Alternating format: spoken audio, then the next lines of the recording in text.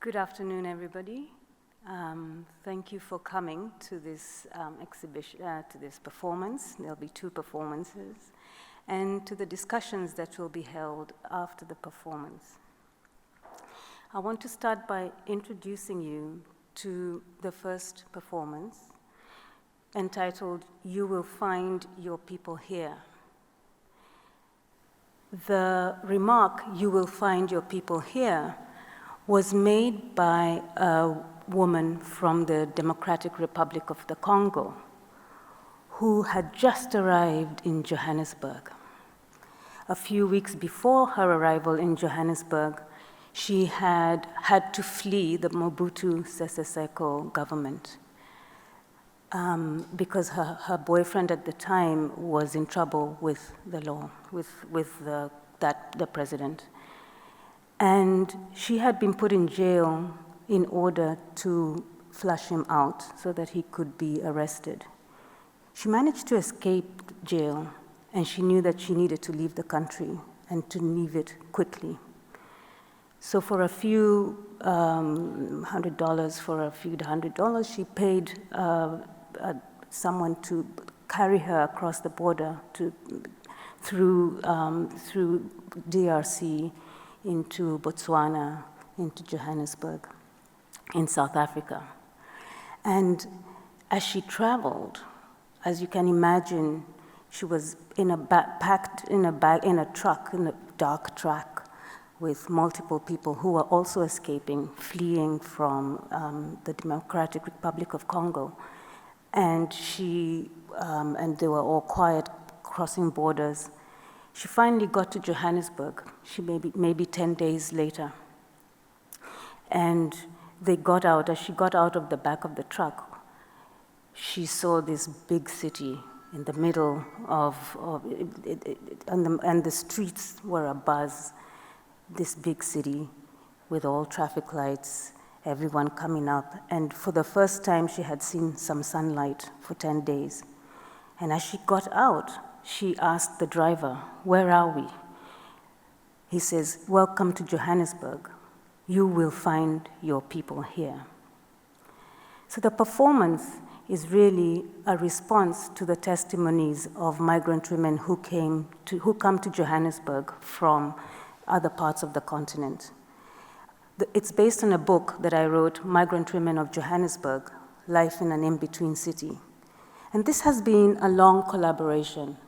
A collaboration between me, a sociologist, my name is Caroline Wanjiku Kihato, a composer, Mareli Stolp, a composer, Clare Loveday, a pianist, Mareli Stolp, whose performance you will be hearing today, and an artist, a Ghanaian artist, Awo Tsega, who did the artwork for the exhibition. This is part of an exhibition which is at the Arsenale.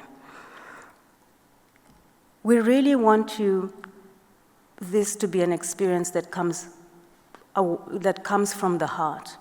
And it's really talking about the testimonies and the lives of women who move, not only from other parts of Africa to Johannesburg, but also from parts of Africa into the rest of Europe and other parts of the continent.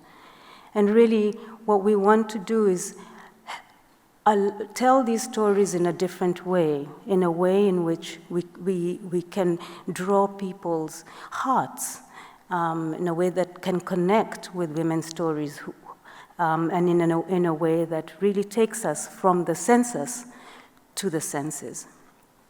I hope that you will enjoy the performance. I'll now introduce the second performance by Gugulethu Mthembu. Gugulethu Mthembu is a young practicing architect. She's a performer and she's also a gender activist. Her performance work, entitled Embodiments, has been published and performed across the world. Her work draws on African oral storytelling, slam poetry, design research, and critiques of colonial and patriarchal power structures. As a graduate at the Graduate School of Architecture at the University of Johannesburg, Her work argues for the right to present live work in place of a traditional written thesis, a tradition that, ironically, replicates the viva voce format of academic and judicial testimonies. I hope you will enjoy both performances, and we look forward to engaging with you after the panel discussions. Thank you very much.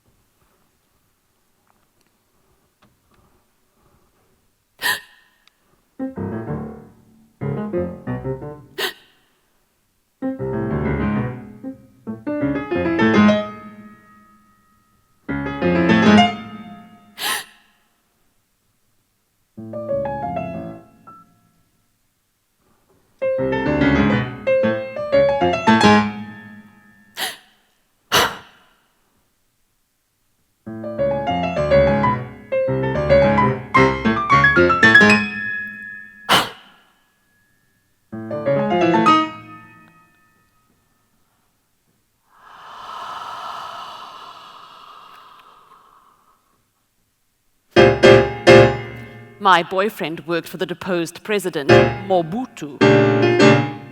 They threw me in jail in Kinshasa.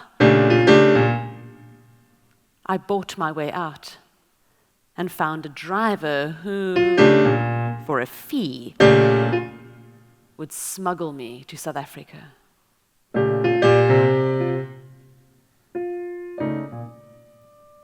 I abandoned everything. I am going to a country where I don't know what is going on there.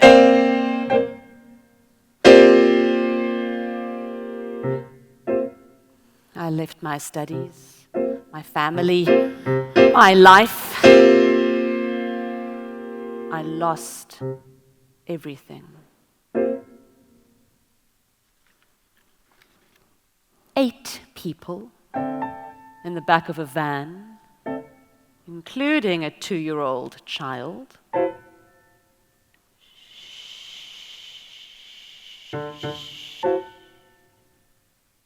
Through Zambia, Mozambique, Zimbabwe, South Africa,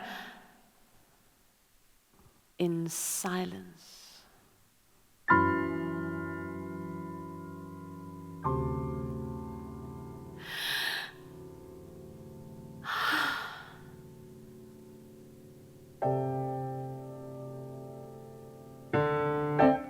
Crossing borders illegally, under cover of darkness.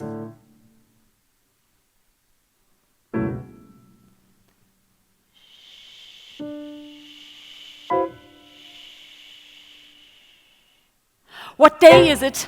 Someone asked the driver. Same day as where you came from.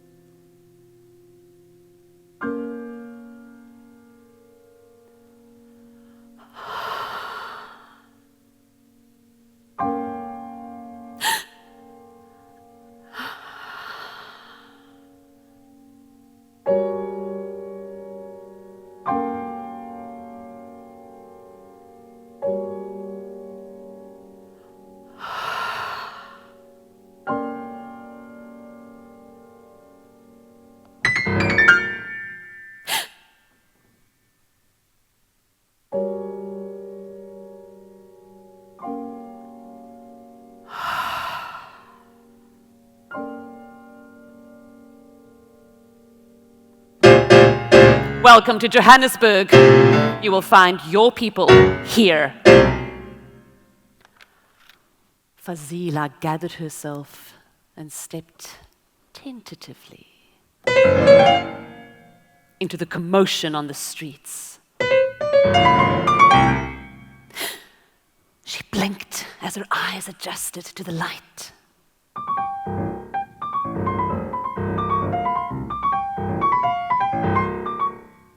She straightened the creases on her clothes, and a heady feeling of excitement and fear came over her. I am here. I am in Johannesburg.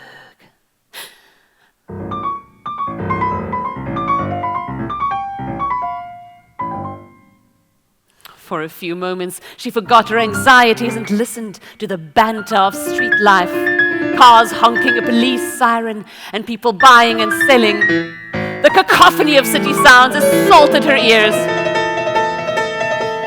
She stood on the sidewalk and looked up at the towering apartment blocks. Down the street, she noticed traffic lights, each set turning green and then, moments later, red, as if in a synchronized dance. The smell of fried chicken mingled with the fumes from a nearby taxi.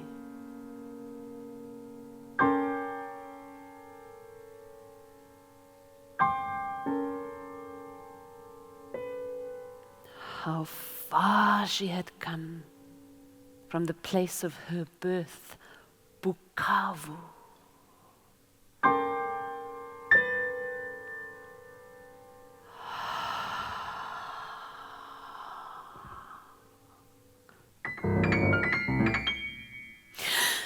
As reality began to creep in, her fear returned.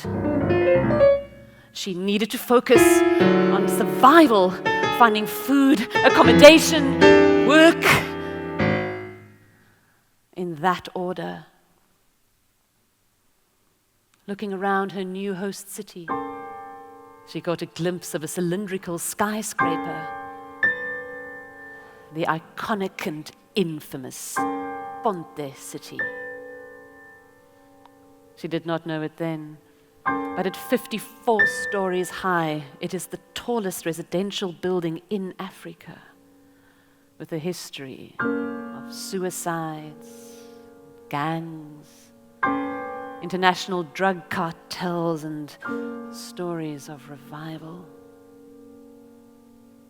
She noticed on its rooftop a gigantic red and white billboard advertising Vodacom.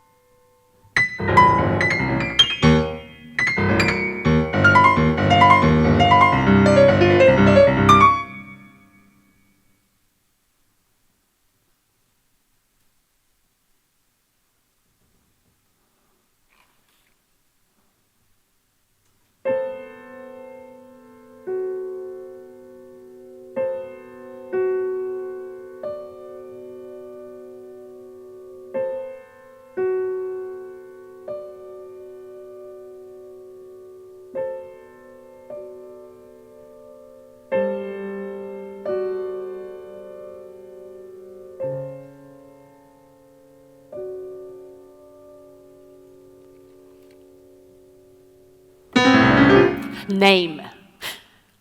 Hannah. Spell it. H-A-N-N-A-H.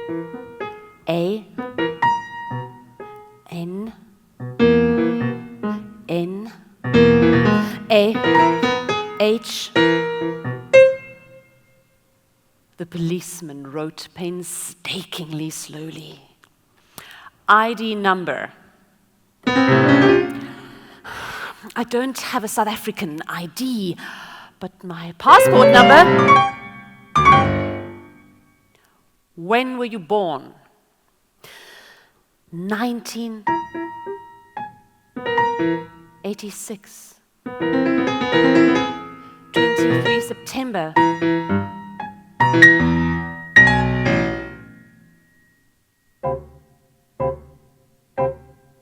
There were blank spaces in the form.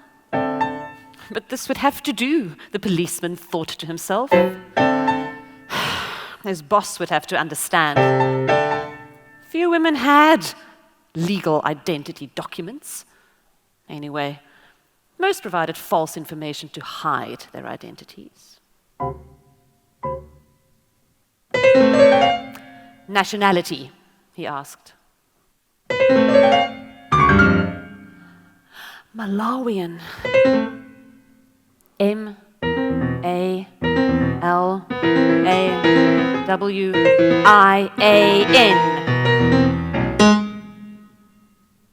He squeezed the extra letters together. There weren't enough blocks in the form.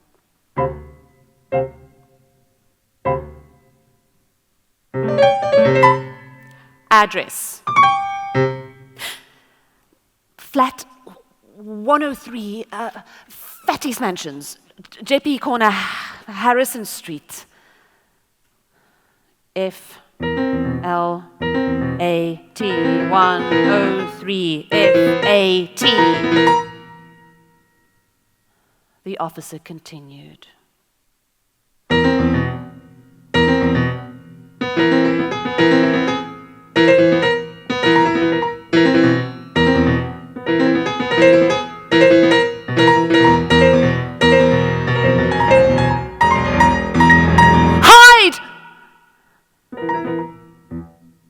The heat of the sun was inescapable. Month end, pronounced Manzi end, is a good time for trade. Hide! The arrival of the police had disrupted the rhythms of street banter, negotiations, and trade. The illegal traders took what goods they could and ran. On the pavements were abandoned cardboard boxes. Alongside them were bright orange crates. One filled with maize was lying on its side. And a few green cobs spilled over onto the street.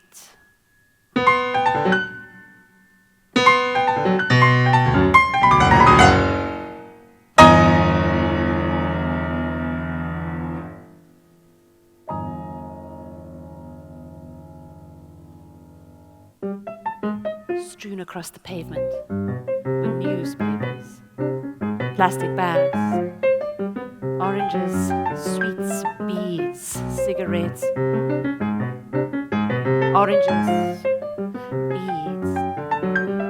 Oranges, beads, cigarettes, and cooked millipap.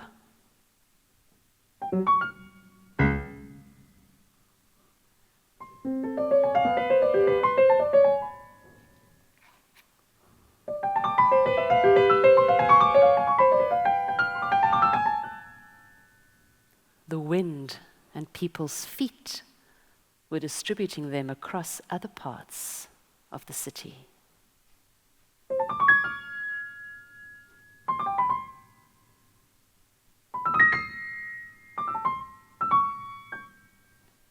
Even though it was the last day of the month, the street was eerily quiet.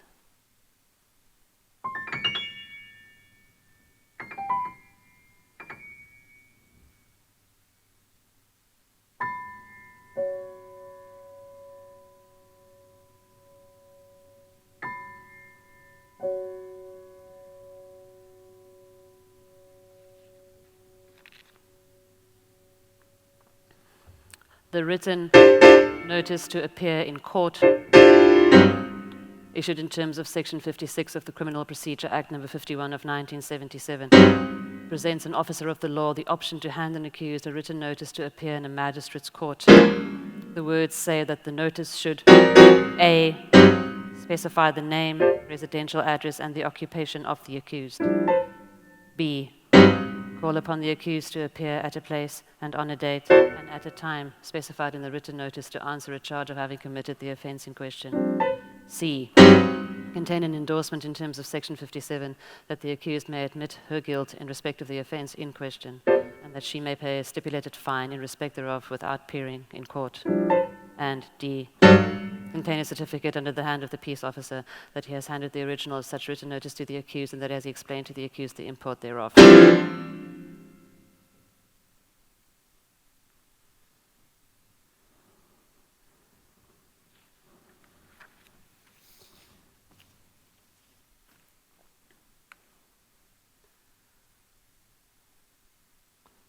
Sibongile had come home at 3 a.m. after her shift at a restaurant in the northern suburbs of Johannesburg. She found her child and niece whimpering in the corner of the apartment. The door to her apartment was open, the lock had been broken, and it looked like a fist or a hammer had made a hole through the chipboard.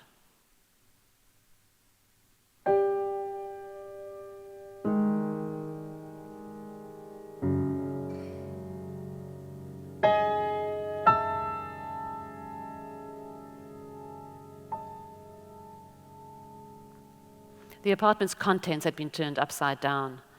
There were clothes all over the floor. The table where she kept her household utensils and food had been tipped over, with all its contents, including a microwave and a stove, landing on the floor.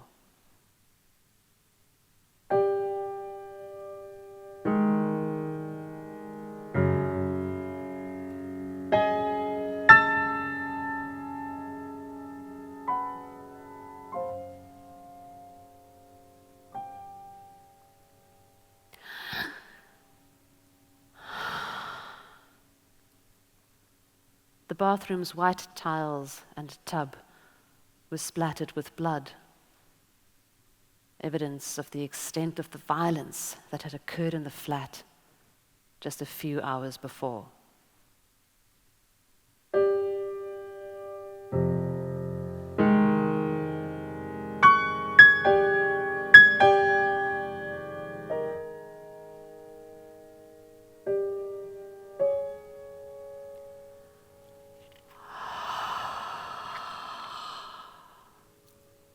My young sis had a fight with her boyfriend. He hit her with a hammer and destroyed my property. He was hitting my sister against the bath. You can see the blood there. They couldn't, stitch her head because it wouldn't come together. He was hitting her against the tap, and he also used a hammer.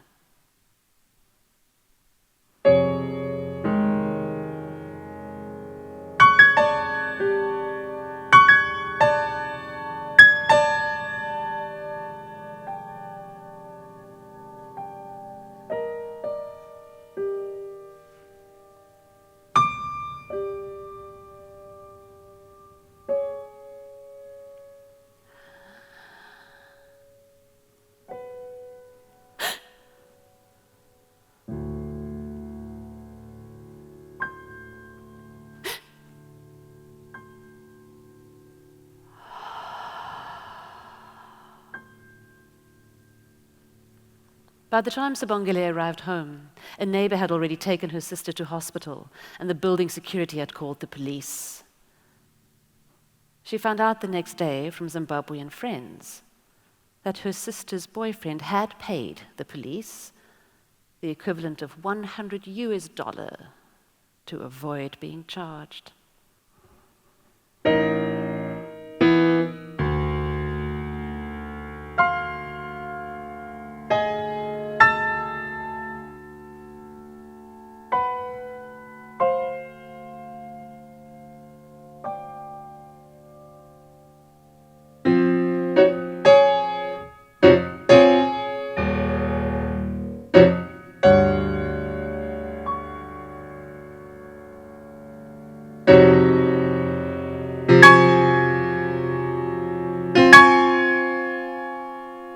He bribed the police.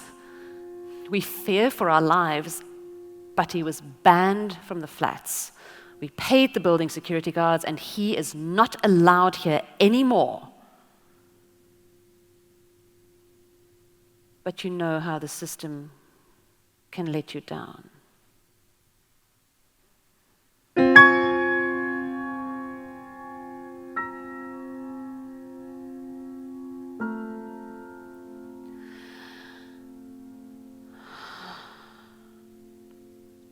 A few weeks later, Sibongile's sister's boyfriend had been let into the building and had attempted to come into the flat to reconcile with her sister.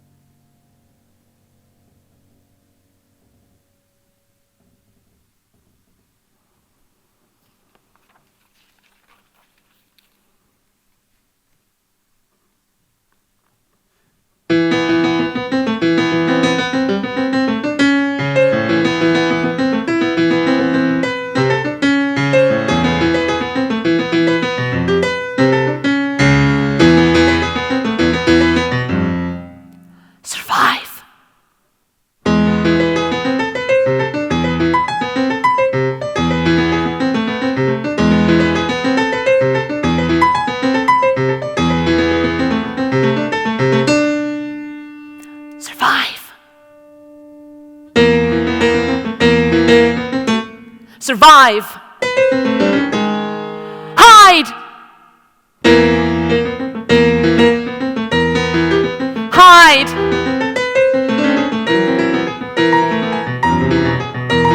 Hide! Hide!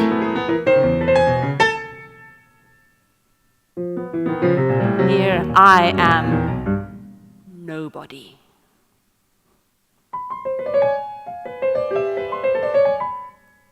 Police, hide!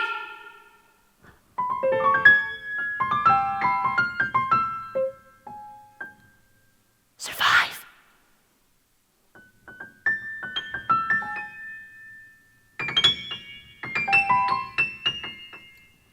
It's the government, hide. It's my government, hide. Your government, hide. Shh.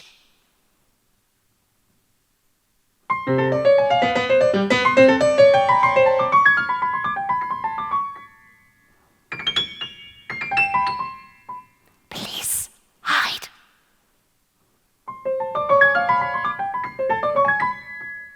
Here I am. Nobody.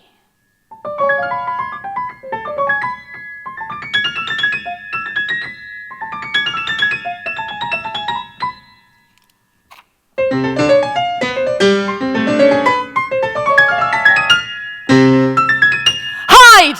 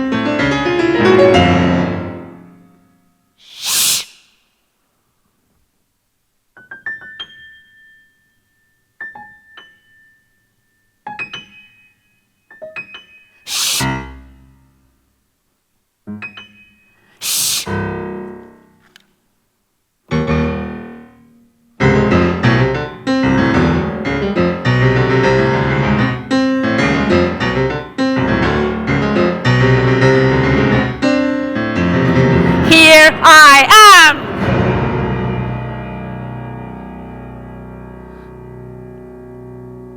Survive.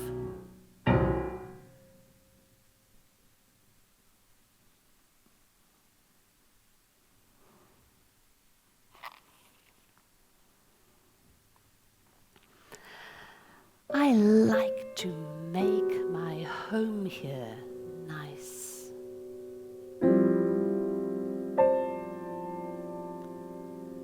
To remember where I have come from and what I am doing here.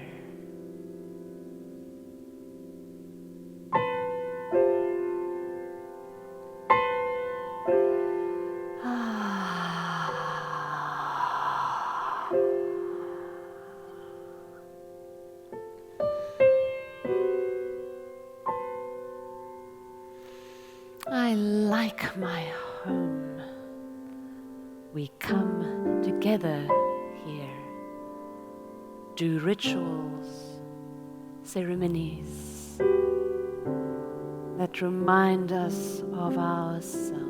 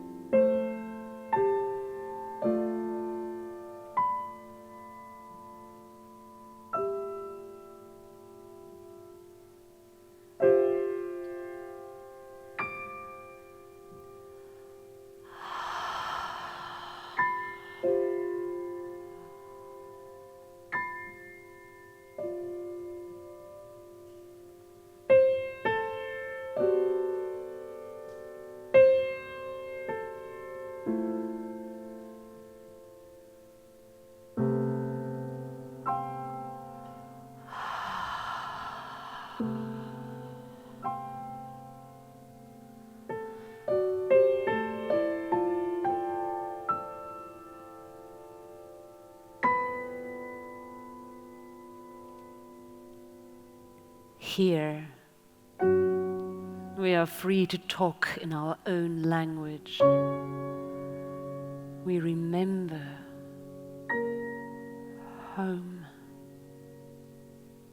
We pray, we laugh, and we can forget how difficult Johannesburg is.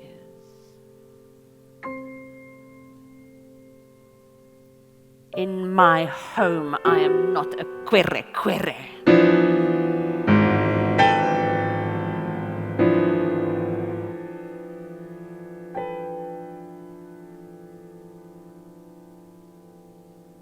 I know where I have come from,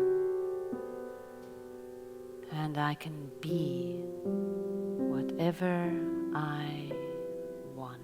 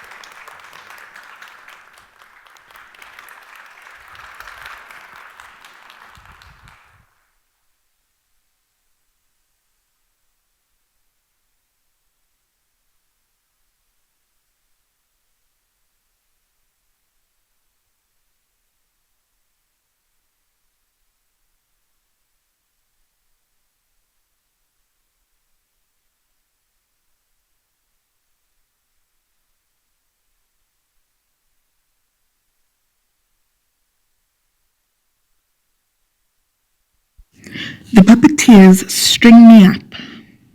My wrists hang limp in the air. I am everything they want me to be. To be a girl is to boil over and evaporate in the same breath. To love and be loved silently. To be a boy is to get my way. To be gendered is to answer every question before it is asked. To ask no questions. I follow my cues. I say all the right lines.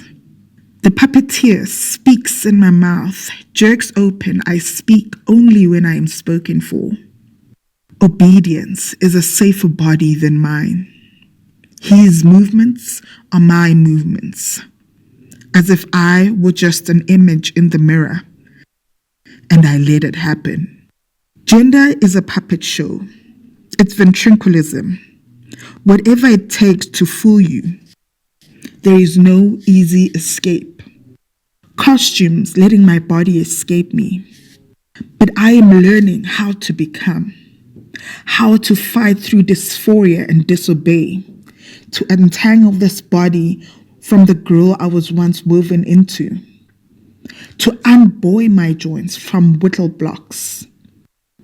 I snapped the strings that have held me safe but sorry.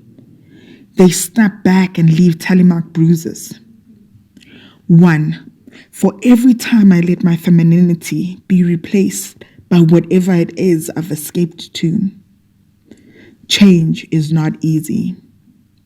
I wish my body didn't need a gender. I wish I didn't have to be a real boy or a real girl. I wish I didn't have to be real to be allowed to exist. Across from me at the kitchen table, my mother smiles over tea that she drinks out of a measuring glass.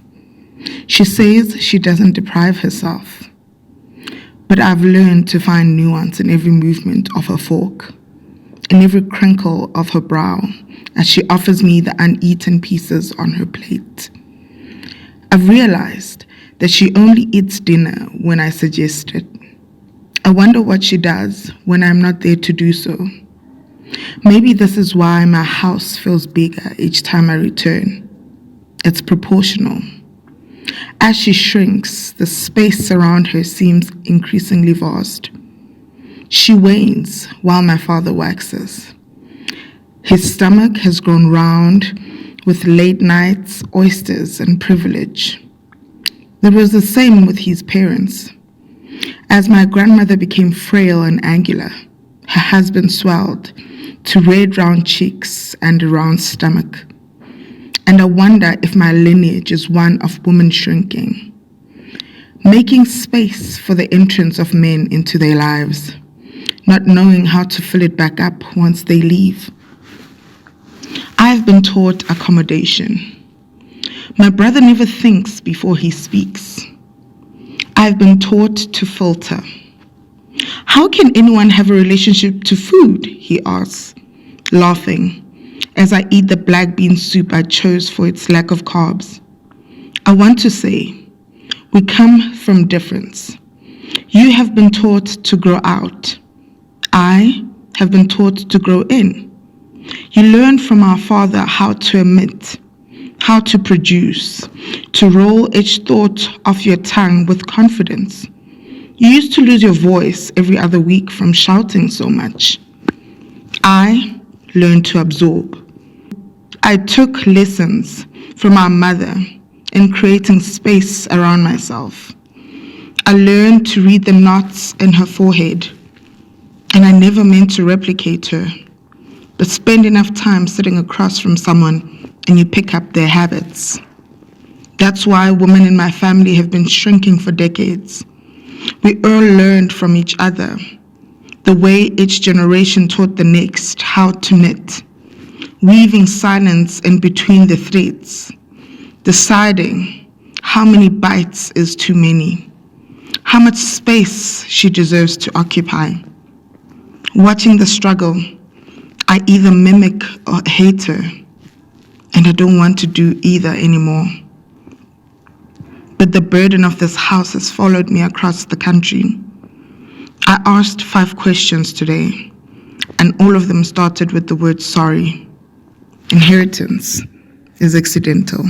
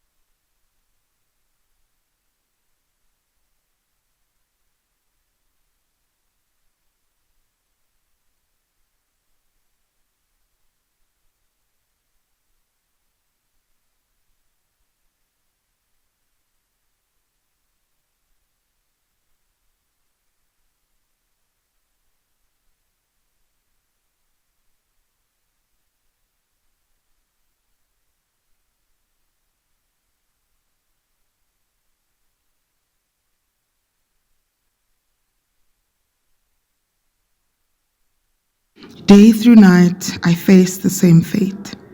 My flesh inches closer to its expiry date. A hell. My mind is at its limit. and my body no longer mine. A customer, I tell myself. Don't open your eyes. Don't move a muscle. Hands on your thighs. Deja vu. My body to him is just revenue.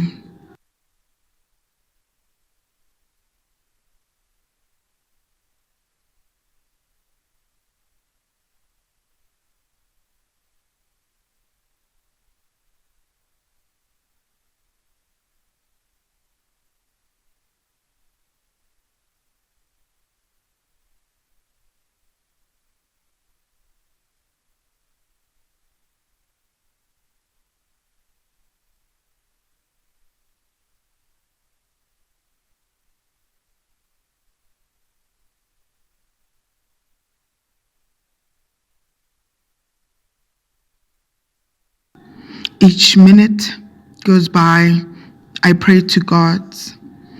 Every holy name, those I've never heard of. Pray, pray with all your might. Choose a different girl to feast on tonight. My face was stolen from a world of debris to support a colony, a people I'll never see. I, myself, let me be bought. For just 2 coins, a price of naught. Memories of every night still live in my body. Give me my body back. A bookmark telling me I'll never be my own. Give me my body back. A constant image of flesh flickers behind my eyelids every time I close my eyes. Give me my body back. Give me my body back. Give me my body back. Sawubona kodwa sithandwa sami. Sawubona sibonelelo. Ungusibonelelo wena. Isibonelelo ngoba uyisiphepheliso samaphupho. Isiphepheliso senjabulo. Nesiphepheliso sethemba.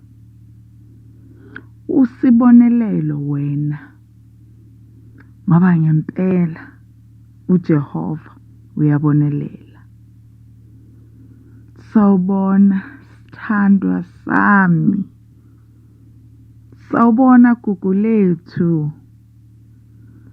Gugulethu ngoba wena uyigugu.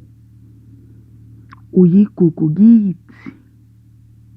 Igugu lethu. Sawubona sithandwa sami. Sawubona mina enhle. Imini enhle. Imini enhle on a dull, gloomy day. Imini enhle ngosuku lwendumalo. Wena uyimini enhle esinika ithemba. Ithemba lokuthi kuzolunga. Imini enhle eletha intokomalo nokumamatheka. Baba, egameni likayise nelendodana nelikamoya ongcwele, ngiyakhuleka ngegama likaJesu. Ngikhulekela usibonelelo Gugu Mthembu. Nkulunkulu osibusise ngaye empilweni. Siyabonga ukuthi uNkulunkulu ube isibonelo waba yigugu kithi. Usiphe yena. Ingakho uNkulunkulu noma ethiwa leli gama ukuthi usibonelelo, sathi uJehova uyisibonelelo sethu. Jehova uyisibonelelo. uNkulunkulu wabonakala kusukela eqala isikolo, wahamba naye waze wafiqeda, waba no-matric, wahamba naye Nkosi ngoba usibonelele ngaye waze waba nemasters. Siyakubonga uNkulunkulu, sithi qhubeka naye, umvikele, umlwele, umnqobele, umnikeze impumelelo kukho konke akubambayo, wande kukho konke akukhulumayo, kwenzeke. uNkulunkulu ongisomandla zibonakalise nakulo msebenzi we-architecture omphumelelise kuwona, mqinise, umphakamise, umusa wakho wehlele kuye, uvule iminyango evaliwe, uqala izinto ezingekho ngaye, ubumbe ngaye, umphumelelise. Siyakubonga Thixo ngoba uthembekile, ofana nawe akekho. Wena owavula indlela ehlane, wadabula ulwandle olubomvu, kwenzeka indlela, uhamba nabantwana bakwa-Israyeli. Hamba naye ke Nkosi, unqobe ngaye ezizweni, umphumelelise, wena Nkulunkulu ophumelelisayo. Umvikele, umnakekele, umenzele umusa, uNkulunkulu ongadeli, uNkulunkulu onomusa.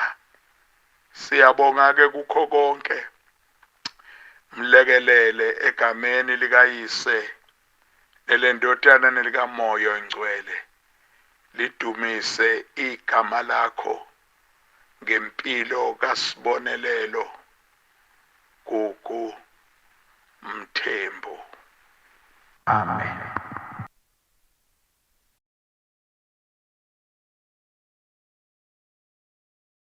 Okay, so we can start.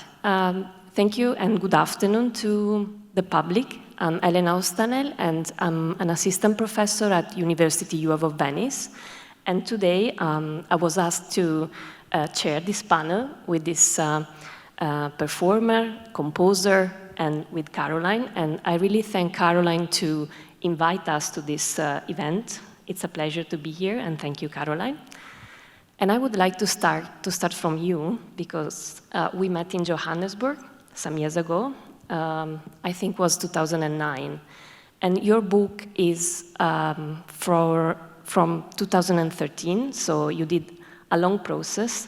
And today, it's a big day for you and your project in order to explain also to the public why you decide to use this kind of language, so why you decide to mix research work and artwork.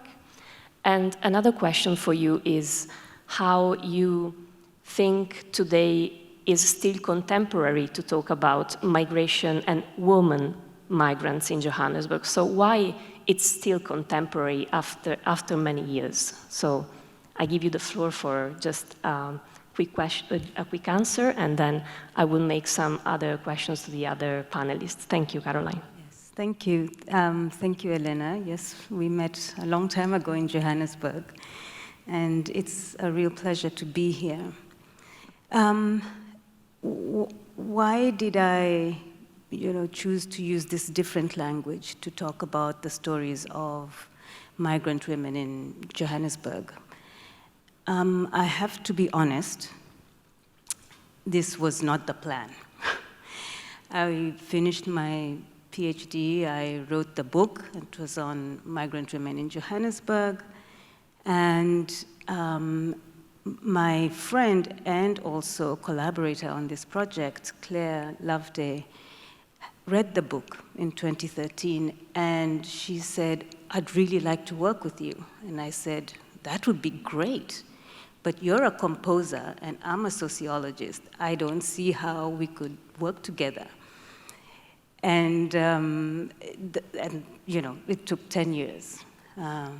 So it was happenstance. We didn't plan it, but we knew that there was a connection, that actually the stories that these women told were also stories that I think resonated with her, having come from Johannesburg and this being her city. And I know that she and Mareli also had a separate conversation about working together, and then we all got introduced to each other. So, yeah, I mean, a lot of this, we talk about transdisciplinary work, we talk about needing to do interdisciplinary work, but it's not that easy, and it's often just by chance that you get to do this. There's not that much funding, and so this being here is a big dream for me, and I think for the rest of the team, it's just wonderful to be able to come and tell these stories in these multiple forms. What was your other question? I mean, yes, there's nothing more contemporary about than migration in these times that we live in.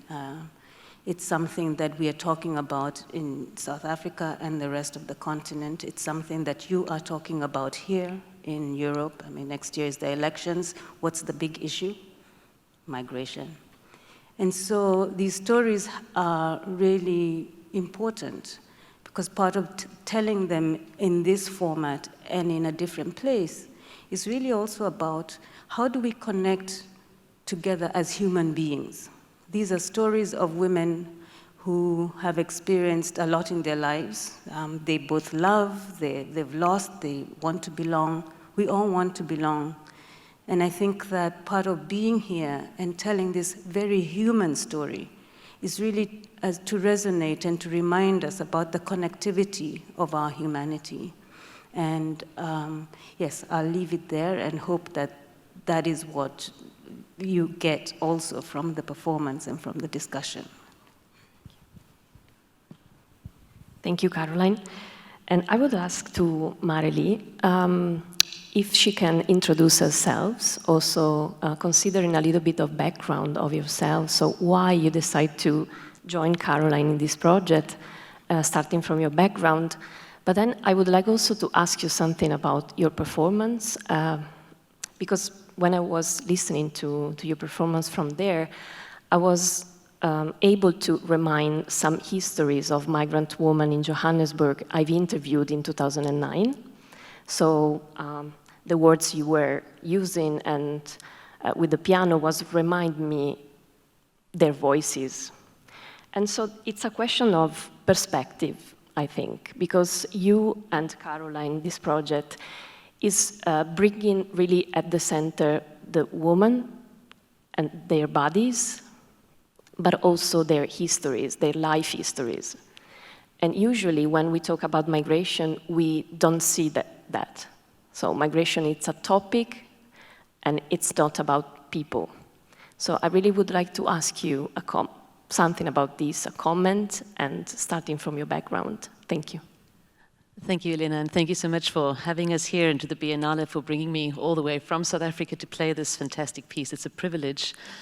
I won't talk much about myself because certainly the project is more interesting, but I'm a classically trained pianist, and I had some opportunity to study postgraduate work in Amsterdam, where I did mostly contemporary composition and avant-garde pianism, which helps with these kinds of projects. I've been back in South Africa since 2006. And one of the greatest friends and collaboration opportunities that came my way was Clare Loveday, the composer. And we've collaborated on a few rather interesting things. While I was doing my own PhD, I performed a work called De Profundis by Frederick Rzewski, an American composer, and this is for vocalizing pianist. I found the subgenre fascinating. It does something very unusual when you have somebody playing the piano, doing something that you have certain associations with. This is what pianism means. But then this person is speaking, and in the case of Rzewski, doing strange things like barking like a dog and singing and whistling and hitting yourself in the face. So since I did this piece in 2012, I've been wanting to try some kind of collaborative project for vocalizing pianist, and the first person that came to mind to collaborate with was Clare Loveday. She, in fact, is the first person that comes to mind when I want to do anything that's interesting and unusual when it comes to music. Caroline and her book was spoken about so much. Claire had introduced me to the book. I read it, and when we were talking about what kind of text would we like to have in combination with this project, Caroline was the first person and the first voice that came to mind, and thankfully she was quite happy to get on board with us with this very strange project. As with many projects, this particular one was interrupted by COVID, so first discussions, I think 2019 more or less, and then the premiere performance was last year at the Centre for the Less Good Idea in Johannesburg. What you're saying about stories, I think, is absolutely essential because we all have statistics. We know the amount of people who try to escape horrifying conditions and make a new life elsewhere. In Europe, the situation is in our news constantly, people literally dying on their way, trying to just find a new way to live in the world. Johannesburg is it's not a wonderful word, but it's a melting pot. It really is a place with so many different types of people from all over the continent and, in fact, the world. Many of them are not there illegally. Many of them make their own way there and they build completely new lives, but many have to struggle so hard to get into a place where they can basically survive. And I think unless we hear stories, we don't really have capacity for empathy. It's one thing to hear that somebody has struggled to escape a horrible regime in Zimbabwe or in the DRC. It's something else to have an inkling of the real experience through the voice of the woman that went through them. If you read Caroline's book, you get something of this, but what the piece does, I think, and this really is, for me, the genius of the composer of Clare Loveday, is that these stories become stories that can apply to so many women, so many different stories. It's not so specific that it's only a single story. These are experiences, and I think they resonate with anyone that had any kind of experience with the fear of a life that may be lost, the fear of being deported, caught, the responsibility of having to deal with the police. You've got to spell your name again. You'll lose everything the next time there's a raid. But at the end of the piece, you also decide, I will make my home nice. I will decide how I live. I will decide who I want to be. So the overarching message, I think, in this piece is one of hope, one of strength. First of all, these women are warriors. They are so strong and brave. And in the end, they decide their own futures. Thank you very much for this answer. I really agree with your perspective, and I really would like to ask Claire, can you listen to me? It's okay, perfect. Yes, Hi, yes, hi Claire. I can hear you. I really would like you to react to this conversation because you are the composer, and your role, as we know, it's really important because, as we said now, it's not only a matter of histories and life histories, but it's an experience you designed. And so I would like to ask you also something about your background, if you want to share with the public here in Venice, and then comment on this question of, you know, this dichotomy between life histories and experiences of women in Johannesburg, and why you think this kind of language is important to make people and the general public know about the experience of being a woman that is migrating in Johannesburg. Thank you. Thank you, and thanks for this opportunity. I mean, just the important thing to know about myself, I think, is that I've lived in Johannesburg my whole life. So I'm very embedded in this crazy, difficult, amazing, energetic city. So working on stories that center in Johannesburg is something that interests me a great deal.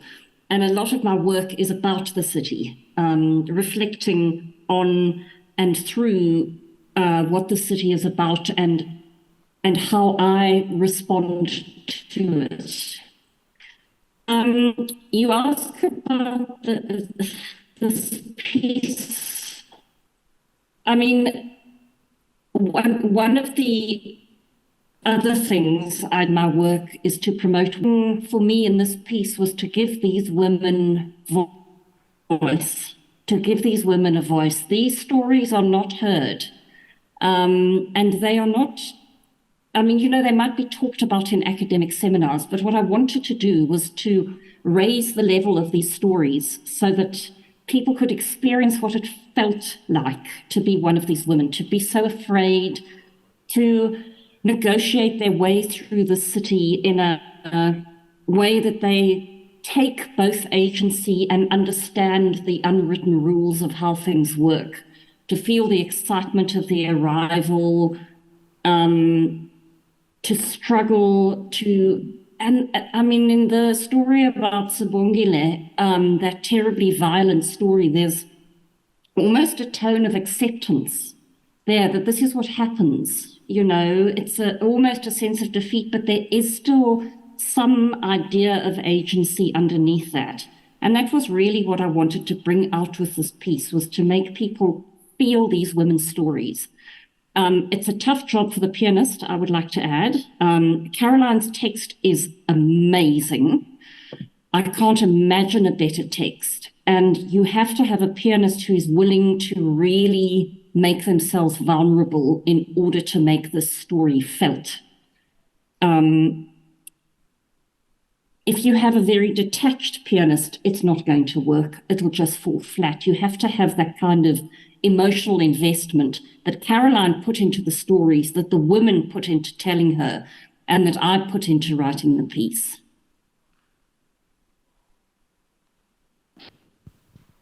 Thank you for your answer. And I really would like to go on with this discussion with Gugu, because I think many things you mentioned in this answer could be taken also in the second performance, because I really felt the histories you were trying to film. When your voice was saying, I really want my body back, was a phrase that was able to make me feel what is the experience of migrant women. So I really would like to ask you again something about your background, about your work, and why you decided to collaborate in this project, because I think it's really interesting for the public. And then a more specific question about visibility and invisibility of migrants, of women that are migrating in Johannesburg. Because I think your performance, what I felt about your performance was about the power of bodies to be seen in the public scene. And usually when we talk about migration, migrants are hiding from the government, as you said in your performance. And this is a very huge dichotomy we are dealing with today. So migrants usually are not considered persons, and at the same time, migrants cannot be seen. And so usually they're hiding. So why we can talk about something that is hiding by definition? So I really would like to ask you a comment about this. Thank you. Thank you very much. I was born and bred from Joburg. I grew up in Soweto, which is one of the townships that were designed specifically for the apartheid era. I was born in Bara, which is one of the biggest hospitals in Africa in general. And the irony in that is that it's one of the hospitals that doctors will tell you that they learn the most from. So I'm very, very aware of my own, I don't know what's the word to use, but my surroundings. In terms of migration, I feel like I respect the work that Caroline, Mareli, and Clare do, because it speaks so much to what most women look at.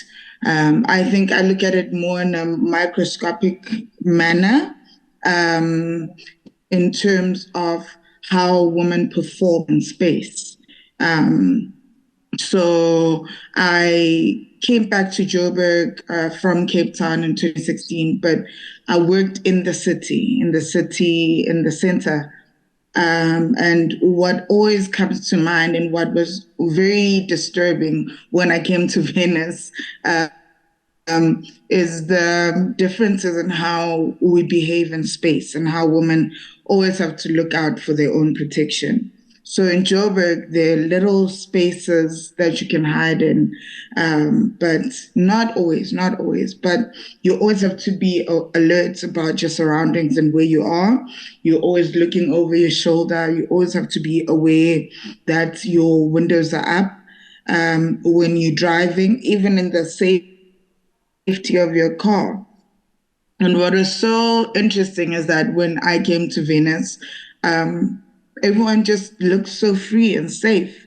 And those are like minor changes that we have in terms of spaces and our surroundings. And what the piece from Mareli really iterates is that it's so, and I'm so glad that I got to work with these ladies because I feel like we all have that intersectionality in our different races, in our different spaces. There's so much that we have to look out for in general. So it moves across, it changes across race, gender, and how we express ourselves in general. So I think that's what my work comes down to. It's the matter of being aware of your surroundings. And it's something that I'm really passionate about because it's you can't even be safe in your own home. You, as a woman that's living alone, I work a really good job, but even I have to be always aware of my surroundings and spaces. And I feel like that's very important in general. And I feel like in all of our work, there's different levels of expressions of that, whether it's in writing, whether it's in composing or playing the piano, or even just spoken word poetry. It talks to the level of carefulness that we all have to be in the general space that we surround ourselves in. So yeah, can you please remind me of your second question? I'm sorry. Thank you, Gugu. Thank you very much for your comments. And I really would like to ask Caroline in order to close this panel. And I also ask the public if you have any questions, just think about, and then we can open a little bit the discussion. But I really would like to give you the floor, the chance to react about what we have discussed until now. Because I really think your project, you were the woman who started this project, and I really would like you to have a final comment on this discussion about how to relate this kind of languages with research again, but at the same time, I really would like you to comment on the question of visibility and invisibility of women today in Johannesburg. Because I remember that when I was there, we discussed about this, and we were discussing if being invisible was a kind of act of citizenship, no? Being invisible was the only way to live there. But at the same time, this is a contradiction, because if you are invisible, you're not recognized. So I really would like to hear your opinion on that.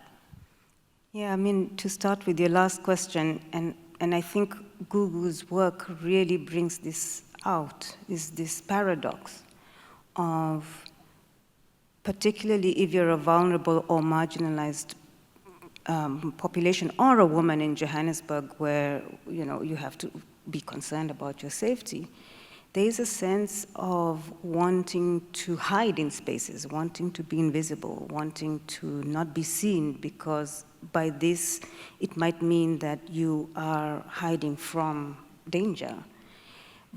But there is another part of us which is also equally important, and that is being recognized, being seen as human.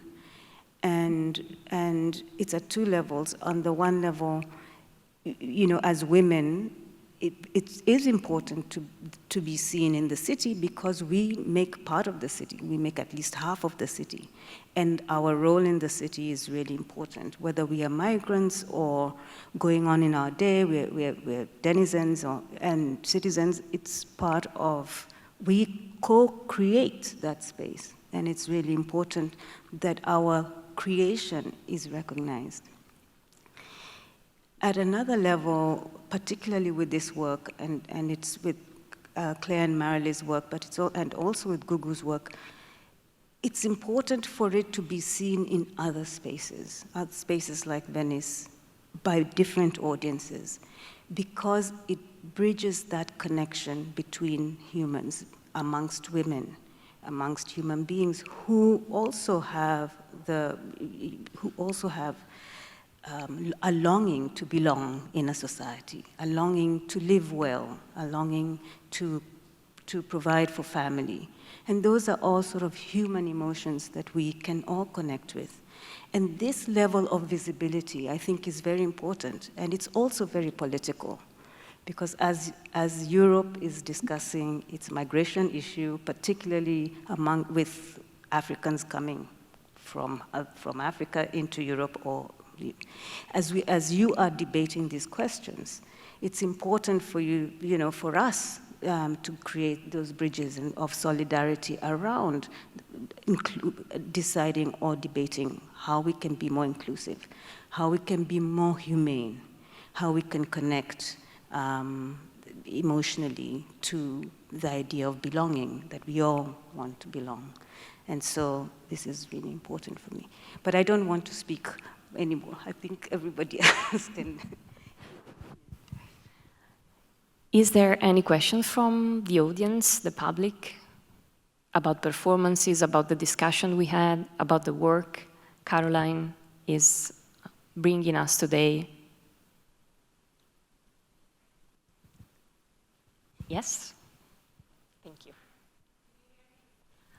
We have the microphone. Okay. Yes, thank you.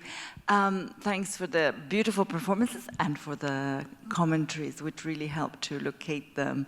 I have a question for you in terms of the university here, for example, in Venice, whether you would see this kind of material being actually used more prominently and regularly within our teaching array of I don't want to use the word tools, but but basically, is there space for this above and beyond the eventful one-off moment? Thanks.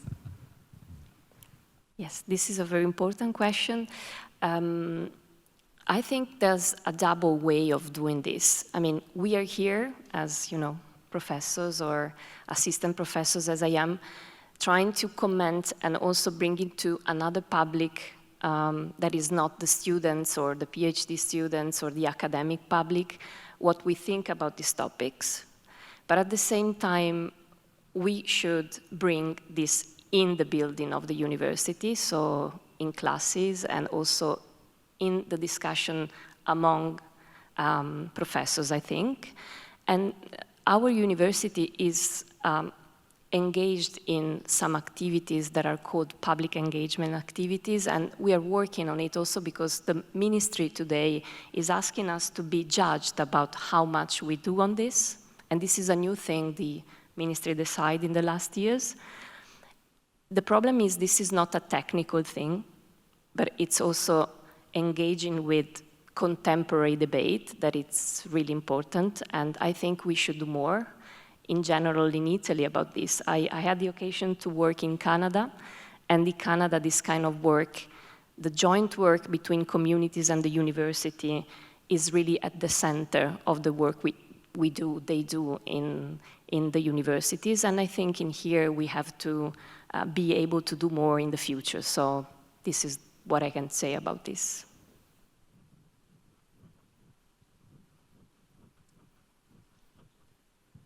Is there any other? Yes, thank you. We wait for the microphone. My question First of all, I really appreciated the two performances, and they touched me, my heart. But my question is very naive. I wonder, I ask you, why women in Johannesburg are so alert? Because it's a question of culture, where it comes from this.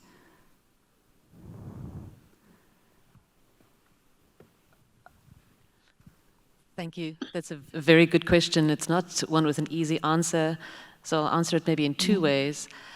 These women in the story that I told today, the music that I played, are all living on a knife's edge. They had to leave the places where they knew what was going on. The first woman, Fazila, says, "I'm going to a country. I don't know what's going on there." These women have to learn the new rules. And these are things that I think Caroline can speak to much better. She has much more personal experience with it. But this is a life, and it's a question of degree with how bad this gets. These migrant women have the worst of it. I'm a very privileged white woman. I don't have those fears that these women have. I'm never afraid of the police. I'm never afraid of being deported. But I am a woman in a country where violence is part of daily life. So I am very much aware that every second of every day I am in danger of being attacked. Every second of every day I have to be aware of my surroundings, absolutely. So there's a resonance with my own life experience with some of these women's, but like I said, it's really a question of degree. I have no concept of what it must feel like to struggle for everything. The right to move, the right to eat, the right to work, the right to protect your children, the right to make your home a safe place. And I think what with this piece for me was the most incredible thing is how the text, the words that come from such honesty and the way that the composition was conceptualized to really show many aspects of the emotional lives of these women, the anxiety, the fear, the constant awareness that you are under threat. At the same time, the capacity for love and care. Sibongile, who cares about her sister. Jeanette from Rwanda, who cares about her community, who cares about protecting her own sense of home. It's never as simple as only anxiety, but even on the best day, under the best circumstances, the anxiety is always there. And I think the music and the text in combination really does convey that. So if the piece touched you and if it upset you, then it did exactly what I think it was meant to do. I don't know if Gugu or Yeah, Claire I mean, want to I'd like react. to add to this. Actually, I think it's a very important question. And I think this is why this group needed to happen, is because we all have our own experiences and they're all different. And as a woman that grew up in South Africa and maybe migrated from a more micro environment, like from the township to a town, maybe that would be the difference. But it matters. Those questions matter because even as a woman that grew up in South Africa, I am afraid. I always have to be careful. And this talks to our statistics in terms of how many women get abused or how many women get beaten up, get raped in the country in general. So I feel like it goes beyond just migration in the grander scheme of things, in the macro, even minor, just moving from KZN to Johannesburg, that makes a difference in how the level of or the type of lifestyle that we all live. So the reason that women in South Africa in general are always alert and aware is because of the amount of abuse that happens, but that also comes from the level of colonialism and how much that played a role and how much masculinity needs to play a role in, quote unquote, in the in the country. So there's really nuances to this that trickle down from the top right to the bottom. And as a Black woman, I can tell you that I am right at the bottom. And if I am a South African woman, can you imagine a woman that is migrating from a different country who's also Black, for example, because women that migrate from different countries that are white will not be treated as a woman that migrates that's Black, and how many things they have to deal with. So if I'm having an issue, how much of an issue does someone who quote unquote is below me on a social level has to deal with? So it's a lot deeper than that. It's nuances. It's also understanding that migration is not an easy thing. Even on just beyond country to country, maybe from a different country in Africa to a different country, even moving from a continent, not a continent, sorry, a province in South Africa to another province, that alone makes a difference. So I think that's the level of thinking that we have to always have. And that's why women in South Africa are always alert and always aware of their surroundings and their safety, which really matters. But yeah. Sorry, Gugu, can I just add something here? A very stark and grim example of exactly what Gugu is talking about. About 10 minutes before this event started, I got a message to say that my 6-foot white nephew was mugged in Gqeberha and he was stabbed 5 times. Now, if a kid like that, a big strapping young man with all the privileges in the world, if that can happen to him, how vulnerable does that make someone like Gugu? Or, as Gugu was saying, as the layers go down, how vulnerable does it make migrant women in Johannesburg? You just finished that off. Yes. Yeah. Yeah.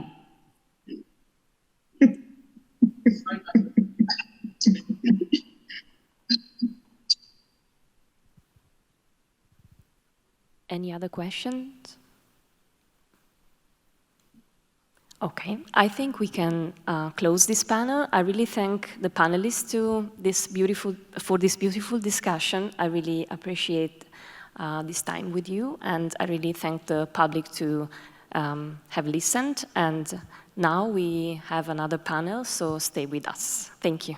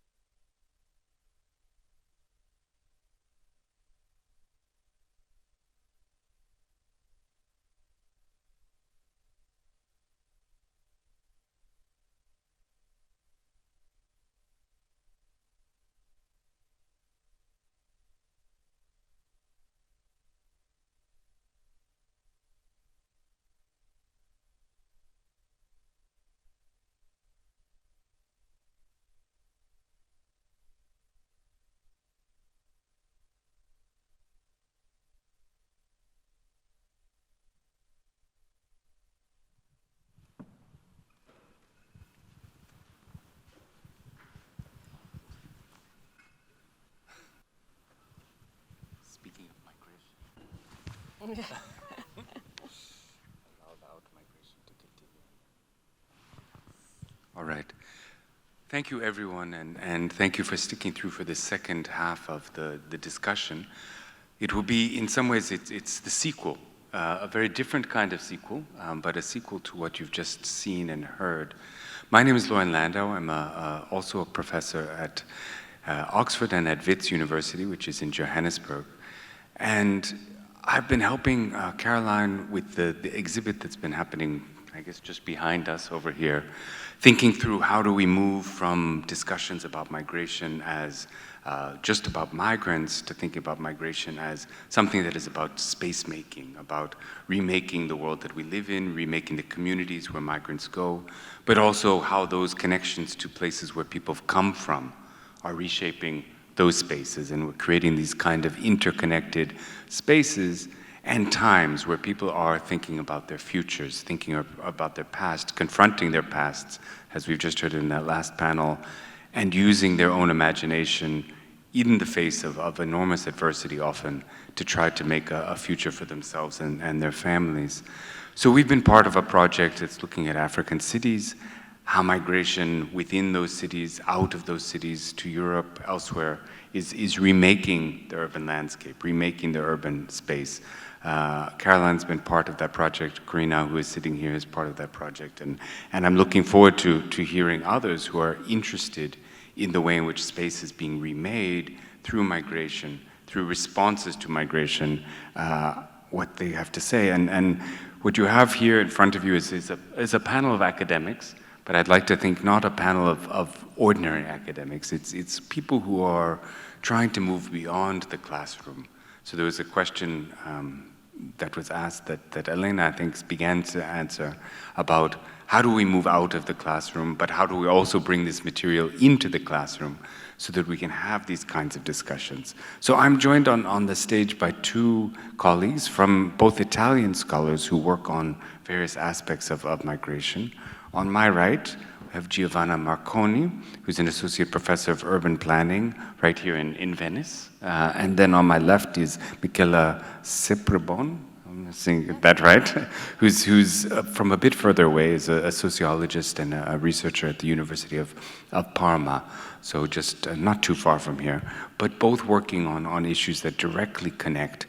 So what we'll do is allow each of them a few minutes to introduce their work, to talk about the work that they're doing and maybe raise some of the connections.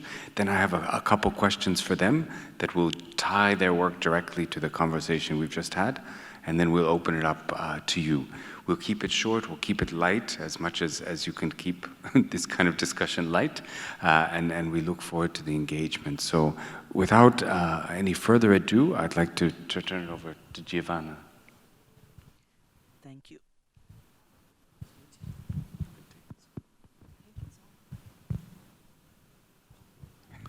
Thank you, Loren, and thank you to those who were here.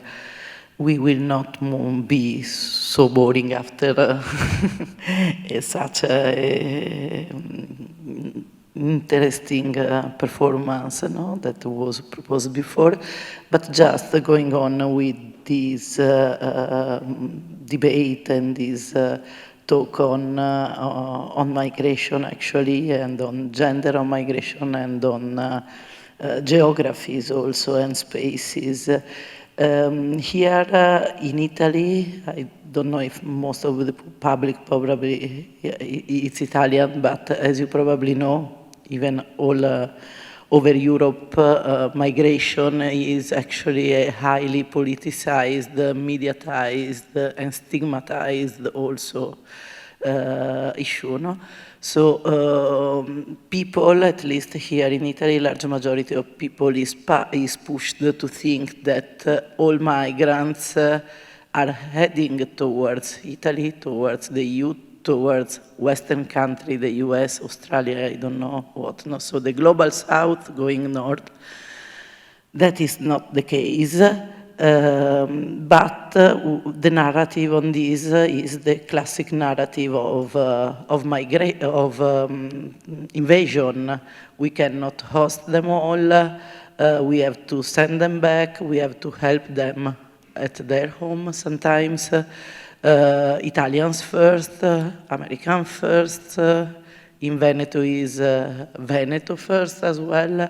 So all a narrative that is a reaction of a fear that is understandable among people that is every day receiving news from the media on people landing on our shores, crossing the Mediterranean and invading us.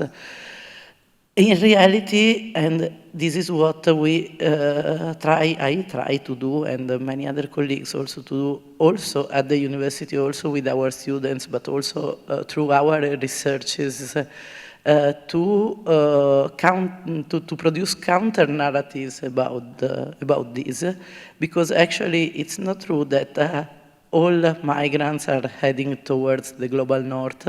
Half of the migration flows worldwide happens south to south. People go to to countries that are close to the one where they live, or in the same region, especially those escaping from wars, but not only. And the case of Johannesburg showed it to you.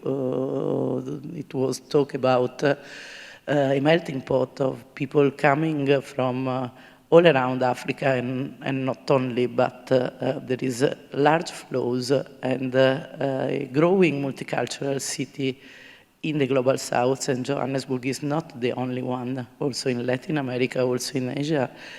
And so this is the first false myth we have in Italy, that everybody is coming here and we have to raise walls to block them, or send the Navy to stop these boats coming. The other issue is the numbers. People arriving in Italy by boat, that looks like a huge number, more than last year, the double of. It's really very little. I mean, if you compare to the Italian population, it's 0.03%. And among the 10 first countries in the world receiving asylum seekers and refugees, people going away for looking for protection, only Germany is there in Western countries. All the others are countries of the South or Middle East, Turkey, Lebanon, and many other also African countries. So no invasion, and the large majority of migrants here in Italy, that are more or less 5 million, 8% of the population, are regular migrants who work, who many of them not even migrants, they've born here, but from foreign parents. So what is important, and what maybe it emerged also about inclusion, what was said before, is that they should be considered part of the society and not a society apart. Another important thing, and then I come briefly to what I do, and then pass the word to Michela also, is that migration is an urban issue. I mean that those people arriving to our countries, invading, our countries, but they are not floating in the air, but they arrive in physical places, and these places are cities. For the characteristic of our cities all around Europe is not only the largest city, but also small, medium-sized cities, but it is at the local level that integration processes take place, or also exclusionist drives, the discrimination, so stigmatization, ghettoization, etc.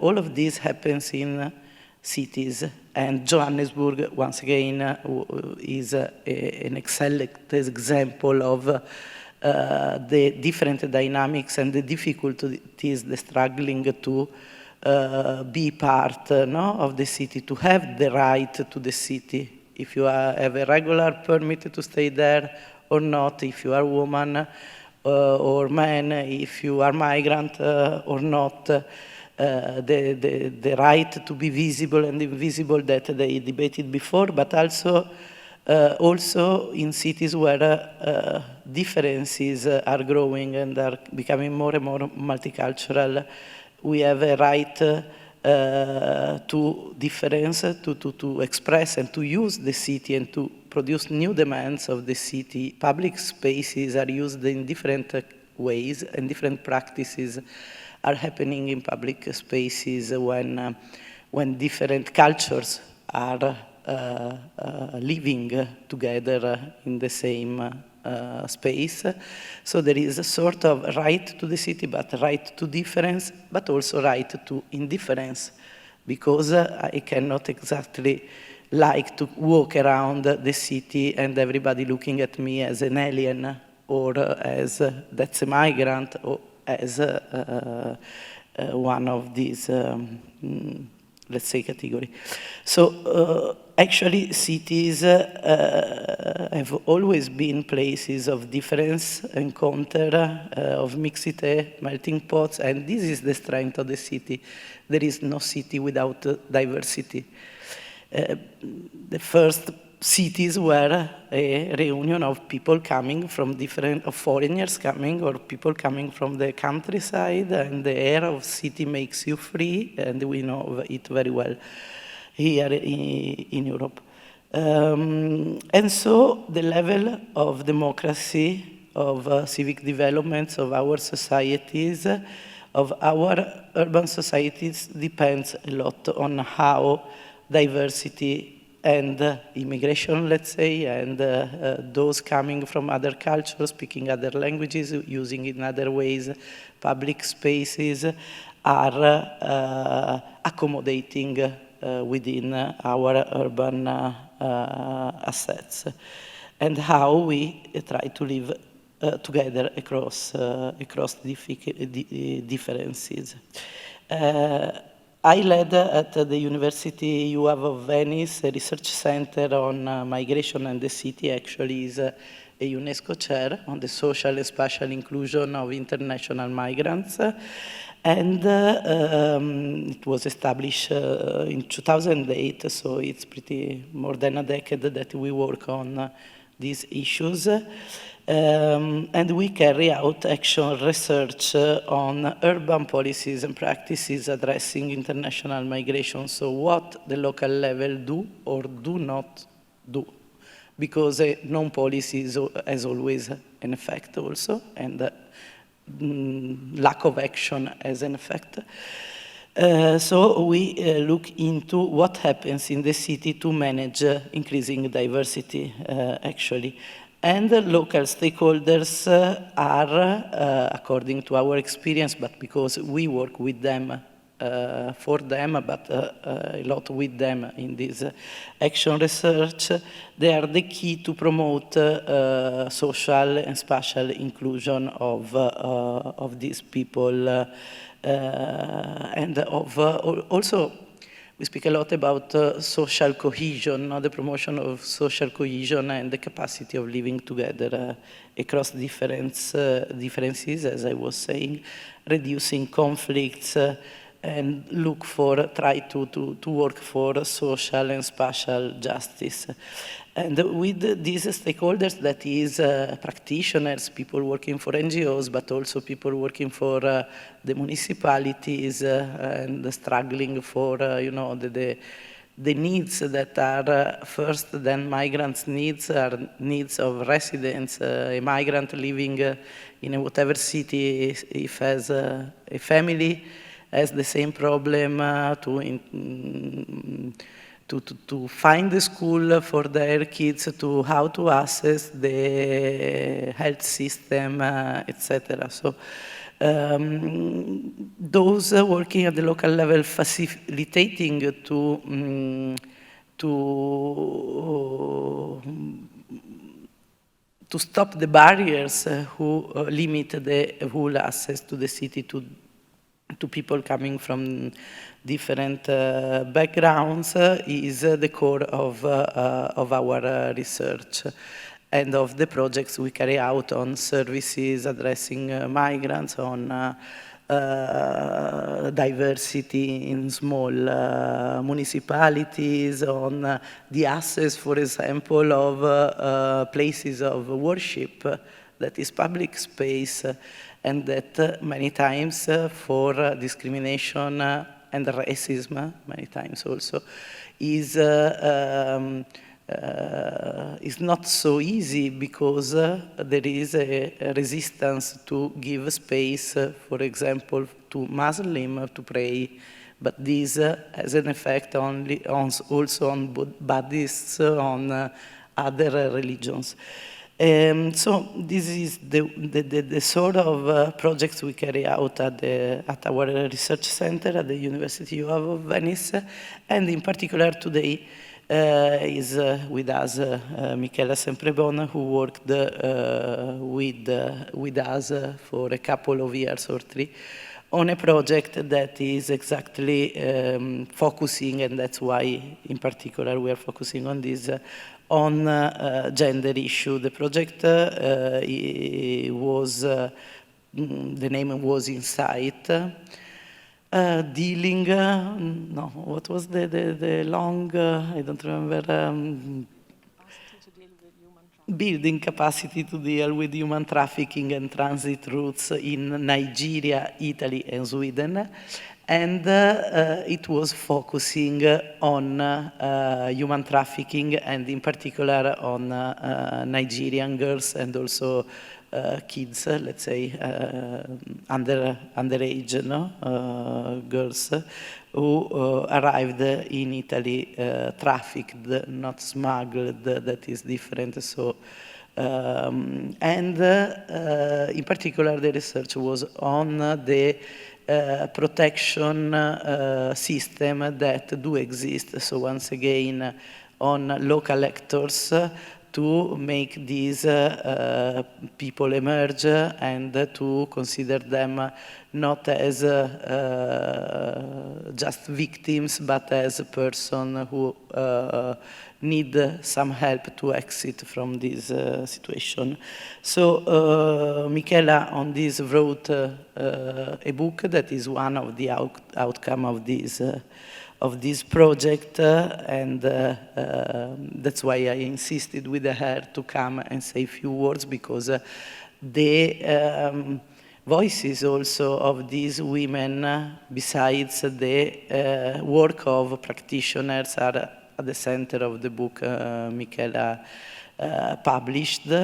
And also this first project led us to now we are running another project of which we are partner, and the name is exactly a voiceover, because with these same practitioners also in other countries, but what we are working for is to promote survivor engagement and their inclusion in the same NGOs working for their protection with peer-to-peer practices. So the voice, it's a different way, more classic, of course, with the book, to speak about what happens in this field, but the voices of, in this case, victims is at the center of her work as well. That's it. Thank you. All right, thank you. And we'll have time for questions and discussion. I have questions for both of you, but let's turn over to Michela, and here you've introduced the book in some ways, so we can just go straight into it. Right, thank you very much, Giovanna, for the introduction, so I can skip over it and go straight to what I would like to keep discussing on. Thank you, Loren, for the presentation. Thank you very much, Caroline, and all the team for having given us the possibility of discussing about your great work. I have to say that I'm also very moved. I'm still processing that, and I was watching already the performance and reading about the project, but having seen it again in this wonderful place also, it's been moving me even more. So I'm in the process of processing it again. And rather than talking about the book, what I really would like to do is trying to relate my work to what you've very generously shared with us today.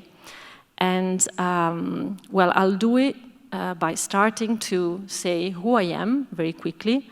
A researcher, as Loren was saying, but I would say more than that. I always say I'm a lecturer, because to me the space of the classroom is sacred.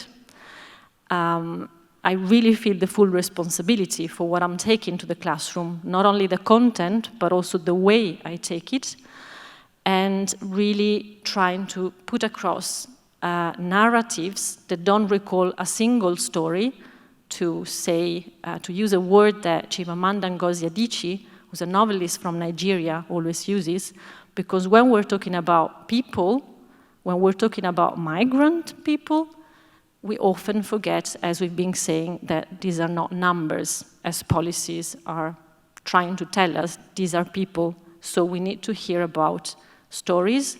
We need to hear about stories that are not single stories. So we're talking about migrant women, but these women are mother, or can be mother, their daughters, their friends. They have multiple roles and positionalities in space. And as we've been saying, they can be visible or invisible, and we tend to forget this or kind of give it for granted. I'll give you an example in this sense that I was really struck by during a lecture that was a few months ago with my students of political science.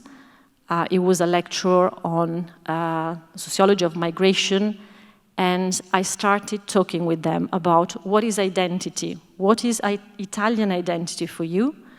And the reply that I got was, first of all, from two young girls, one from, both were born in Italy, one with parents of Indian origins, and the other one with parents of Bangladeshi origin. And they both said, we actually feel Italian, but we really have an issue with Italy because we've been discriminated a lot. And they provided a couple of examples. For example, the fact that they couldn't really go on a trip abroad at a certain stage because they didn't have their residence permit renewed in time. Because of the law in Italy, you have to wait until you're 18 years old to get your residence permit and then apply for citizenship if your parents are not of Italian origin. And when they were explaining this, there were a couple of their fellow students that really, really reacted in a very aggressive way, basically somehow denying what they were saying and saying, that's not true. We are in a country that is very inclusive, so you cannot say what you're trying to say, that we're racists. And that to me was really, really a strong experience because it made me feel that we still need to do a lot of work on raising awareness that there is a structural form of discrimination. It's an institutional form of discrimination that we have. It's still evident. And this really makes me even more worried because what I thought is, if I'm talking about young generations, they grow next to each other, so they get to learn about these experiences. But then if I have students telling me, I basically deny what my fellow students say, then we need to talk about that. And I think the classroom is really one of the places where it's really, really crucial to talk about it. It's really crucial, again, to talk about representations, as Giovanna was saying. So again, not putting forward a single story, but also really thinking about who's representing whom and how. So I am a woman, I'm a white woman, I'm a privileged white woman. I've been living in different countries, in the UK, in the Netherlands, in France. I've had the privilege to freely move, and that's not the same for everyone. So that's my positionality. And also this book is a book that I've been in the position of writing because I could interview women that are not mobile at all. So the paradox is I have the mobility in terms of moving to other countries where I want, studying in other countries, collaborating with people in other countries, writing this book, and the precise reason why I can interview some people is because they're not mobile, which is very, very difficult to put up with. And the other thing I want to add regarding this is Elena was talking about that before, and Giovanna mentioned it, and it's great to be talking with colleagues about this. in the Italian university, we are asked to try and find ways to disseminate our data in a way which is not necessarily academic, to communicate to the wider public as we're doing today, to find ways to really communicate our findings in different languages, not just verbal, written, but also visually, artistically, as you've been doing with this project. And it's challenging, as Caroline was saying, doing interdisciplinary work. It's really challenging. I also think, and your example really gives me a demonstration of that, when it happens, it's a kind of magic. Like it's people getting together. It's about creating relationships. It's about relating. It's about being yourself, letting yourself being vulnerable to it. Let's see what happens. I think Mareli was saying something about that before. You need to be ready to try and see what comes out. And it takes time, because you need to be with people, stay with people, and try to see what comes out of it.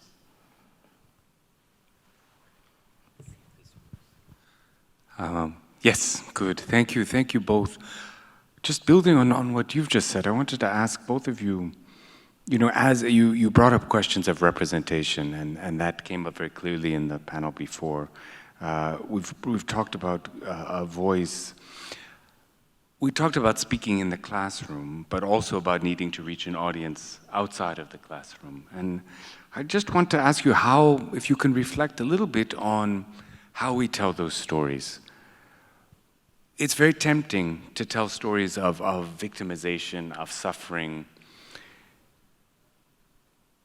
But we also need to tell stories, and I think Caroline and Gugu's work make this very clear, of where there's humor, there's agency, there's imagination. But when we start telling those stories, somehow it normalizes the people, but it also somehow, it feels dangerous almost in this time to not fight a very political battle, to not have a clear message, to not say this is what's needed. But how do we reflect the ambiguity, the difficulty, the power of these women or men or non-binary genders in making the cities without risking, a pushback, without alienating even some of our allies? How do you think we can, as academics or as others, can we tell those stories? Right. How many hours do we have to discuss? Right. Yeah. By the way, if there's any question, even in the meantime, from the public, I'll be glad to hear more. Right. What I can say from my experience is that for sure. How can I put it? Well, talking about the book, just to get back to a specific experience that I have in mind, I think that as an academic, my experience is you start with an objective and then it changes throughout the research. And it does change when you meet the people and when you start trying at least to get a feeling of what they want, what they expect out of your work, because it's always a relational work. Now, there's a very, very big danger in academia, and I think none of us is exempt from that, to go out in the field, as we say, so go out and interview people, meet people, even spend time in observation for many months, and you just extract data. So you get information from people, then you disseminate information, that's it. For me, research has always been about relating to people, creating a relationship.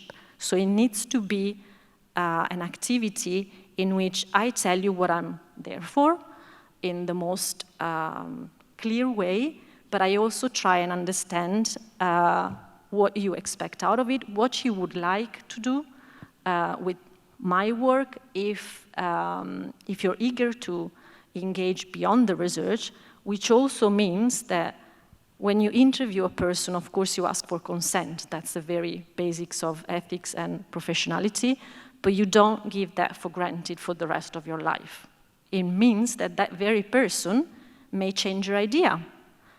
So there's an issue about, what about if the person changes their idea? You stop writing the book. Well, eventually, that could be an option, But again, when you relate to people, then you get to develop a relationship and rethink about your data and rethink about what's coming up and the direction that this can take. So this means it takes time. It's not something that you can plan forever and never go back to, but it's a complex process of self-reflection involving yourself and the people that you meet. Now, going back to your very question, because I'm getting lost a little bit in all the thoughts that I have, so just remind it to me, please. Oh, just, you know, how do we reflect the ambiguity? Yeah. Okay, so how do we reflect the ambiguity? I think it's, again, something that you can do in putting yourself into this relationship with the people that you start researching with, and never giving things for granted, but especially taking the time to self-reflect, again, on what is your positionality, and again, not only your objectives, but the objectives of the person that is in front of you. Also in terms of how this person, how yourself think that the data, the material that you collect can be disseminated in different types of languages. Does it work? Yes. Yes, in terms, of course, I totally agree with Michela on her comments, because we have been working together with a similar approach. And so I would focus also on how I tell stories in the sense, how do I raise awareness about through teaching, but also through public events and through about also these narratives I was mentioning before, false myth of migration. And for a long time we tried to build and to disseminate counter-narratives, to raise awareness about the fact that now you have data that shows that we have not invasion, that at the local level there are this and this need of spaces, etc. But when you organize something on the issue, a seminar, a workshop, a conference, also if it's open to the public, even if it's in a civic center in the neighborhood with high level of migrant residents, who comes is somebody who is already sensitive to the issue, who would like to work for inclusion, and you do not intercept those that are building walls or discriminating, even if it's just the narrative, not what they do in their daily lives, because here in the Veneto region, for example, many says, oh, no immigration, we don't want migrant, most of them are criminal, but the lovely East European woman who is caregiver of my father, because I've been so lucky, she is a wonderful person, and the two guys from Sub-Saharan African who are working in my industry, no, they work so hard, I've been so lucky. So the personal knowledge of people give also to those that then in their speech are extremists or even xenophobic, a total different picture, no? But how to raise awareness?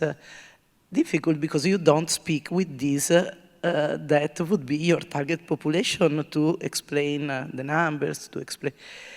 And so at the university and with the students, it's the opportunity, because students are there for learning a course or whatever, and you can, of course, not politicizing or doing, the political discourse. But what I simply do, I take them. I'm teaching urban planning. I take them to the neighborhood. We look at the spaces, we look at the diversity, at the different demands of the city that different groups express. And working on now and there, in the place, in the space, even without needing to know all the stories, bad stories of the Bangla residents or the family who passed through Libya, but they live in the city, they use this space, they send their kids to school, they go to the park to play, they would need a place of worship, but if it's not conceded, they find out a way. So speaking about normal life of diversity in the city and working on that to make the city more inclusive, it's a way much more strength for raise awareness about living together among differences with students that come from all the different political opinion, but it's not my role to change their political opinion. No, I don't care, I don't mind. But if we speak the same language about the city, that's the way in which I tell them the story. Okay. Thank you. Are there questions from the audience? Otherwise, I have one more. I see Karina, I don't know how we, oh good, there's a microphone coming your way.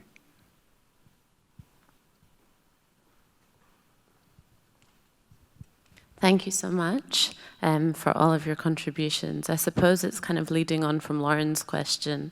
Often research in this arena, specifically around migrant women, is funded by very specific bodies with very specific agendas. And I suppose it's how do we move away or guide some of these funding bodies to think slightly differently? And how do we encourage sort of research in non-textual data when they come to us? Or, you know, as you said, often it's about going to communities and also asking what they want back. So how do you go to some of the bigger funding bodies and say, actually, that's a really interesting question that you want us to ask, but that's not the one we need to be asking?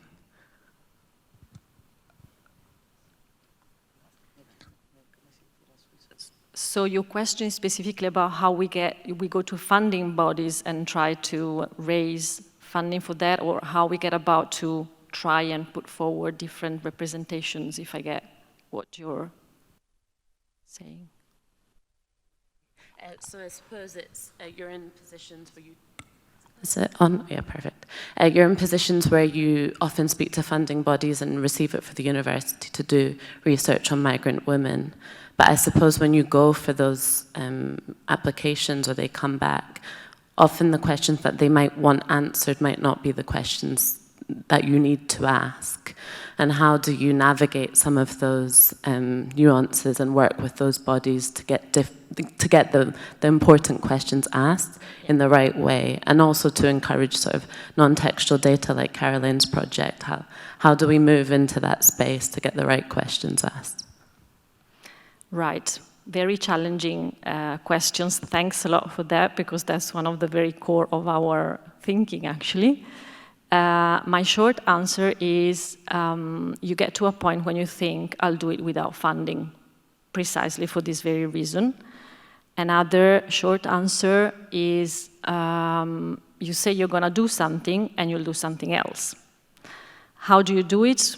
Well, first of all, in engaging with people, as I was saying before, so when you get to meet people and understand that there's something else that you should say, which is more about even your intention to try and affect policies, and you think no matter how aggressive, violent, criminal they are, which is still important for me to fight against, but you have the feeling that it's more important to tell about people's story, then you find a way through your work. So just to give you a concrete example, in the case of this project, we had some deliverables, as they call it, to give, and we did that. And then there's a lot of other work that we've been doing out of our willingness to engage, which includes also at this very phase of the project, which is formally concluded, to think precisely in the direction of what Caroline and the team has been doing. How can we continue disseminating this work through different forms of visualization, artistic engagement, etc. So it's really a combination about you keep trying, and also I think you make choices, even about I'll do it without funding. Now I also have to underline, not for myself, because I'm a lucky one that hopefully in a year's time will finally have a permanent position after 15 years of precarious work. Some people are in that position, some other people are not. So I think we also need to reflect about this, especially for what is the situation of academic people in Italy, but also in other countries, because these are issues of power as well, and we need to build them into the reflection. Yes, I've been fundraising since 2004 and working, and exactly as Michela was saying, with no permanent position, so getting my contracts out of these fundraising with the EU, normally, EU-funded projects, and I can say that I never felt not independent or free to do what I wanted to do, because I was writing the projects, and I was using the words that you have in the call for proposal, but proposing to do what I was interested to do, so also from the ethical point of view. And it is not so difficult, because at the end of the day, when you propose a project that you can manage well, of course, I'm not going to apply for a call for proposal that says border security action. That's not my field. But you have many programs funded by the European Commission, no? On the asylum, migration, integration funds, but also the Erasmus Plus, for example, that is exchange of students and teachers, but on what you can propose the issue. We gained the project also in Creative Europe, I believe, or other programs. And I've always been honest in what I was proposing, with a bit of experience of using their wording for saying what I wanted to do. Once it's financed, the products, it's my products, you always have to write this product is the full responsibility of who wrote it, not responsibility of the European Union or the funder, etc.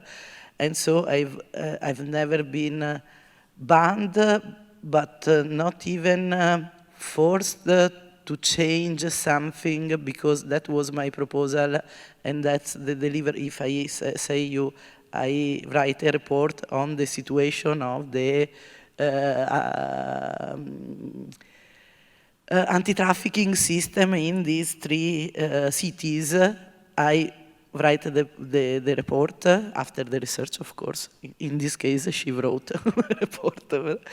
And with the observation and also the guidelines and the recommendation that we feel that are those who can improve the situation, even if are not in line with the political discourse at the European Union among countries, etc. Because we are researchers, we are in university, and we have the right of express the outcomes of what we find as scientists on the ground. And since it's rooted on evidence, of course, and our capacity of analyzing that evidence and proposing recommendation or guidelines or whatever, policy brief we produced also, to try to change, but always totally independently, and it's very, very possible with public funds, if you are honest since the very beginning, with a little bit of care about the language that has to reflect a bit the one of the call for proposal, let's say. Just a very quick addition, again, to give an example and be very practical, as Giovanna has tried to do. One of the reasons why we decided to write this book is now the idea in the project was to really explain how the so-called anti-trafficking projects are functioning. And what it became very evident by spending a lot of time inside these projects, talking to the people, including practitioners and the people that were admitted to the project, was that there was a very, very strong tension between what we can call institutional times and biographical times, so people's time. So the example is, I recall the story of Joyce, that is a woman that was pregnant at the time when I met her, and the type of narratives that she had heard over and over again from the practitioners was, it's not the right time for you to get pregnant because first you need to find a job, a house, you have to find your way into inclusion. So institutionally, it was not considered as the right time, which talks about also how politics work their way through people's bodies, women's body, not just migrant women, also Italian women, in the idea that there's a specific time to get pregnant, to have a family, to get a job, etc. And then talking to this woman, to Joyce, what came up was what maternity meant for her. It meant looking at aspirations, meant looking into the future, not just their travel to Italy, which is the obsession when we're talking about migrant women especially. How did you come here? How traumatic was your experience? It's never about your life now and what you want to do. It's never about hopes. It's never about the future. And at the same time, by talking to her, she was going back and forth from her past to her present to her future. So in a way, in that conversation, I felt that she was really trying to show me how all the different parts of her life are obviously part of the same person. And we tend to think of migrants especially as different fragments, never as a whole person. And she was really taking me by hand and trying me to explain what for her, as a Nigerian woman in Lagos, coming from Lagos, what becoming a mother would mean also in terms of getting an important status within the community. And that to me was really one of the learning experiences about, okay, that's my objective. I want to say about this, not about these politics are evil. That's part of the objective, but that's exactly just one part of it. Thank you very much. Are there other questions? Right, I mean, I think it was really important what you were just saying, and the title of this panel is about, it's my time, right? And we've heard a lot from, I think all of the Gugu talked about taking up space in her presentation, about, or not bending around the spaces of others. And I think what you've just suggested is it's not just about being in the place, it's also about claiming a future in that place, or the future that you want, whether it's here or, as in Caroline's work, maybe somewhere else, back home, in another place entirely. And as we wrap up, I'm wondering if we can, if you wanted to reflect a little bit on migration and the future of the city and the way in which migration is this really about integration, or is this about city making? Is it about creating cities that maybe we haven't even yet imagined, and how, just as we think about how we have that conversation, how we research these things, how do we communicate, what is it that we are actually talking about here? Is it about integration and putting people into what's already there, or is it about trying to create and seeing something new? So I'll end there, thank everybody, and then just give each of you a chance for some final words.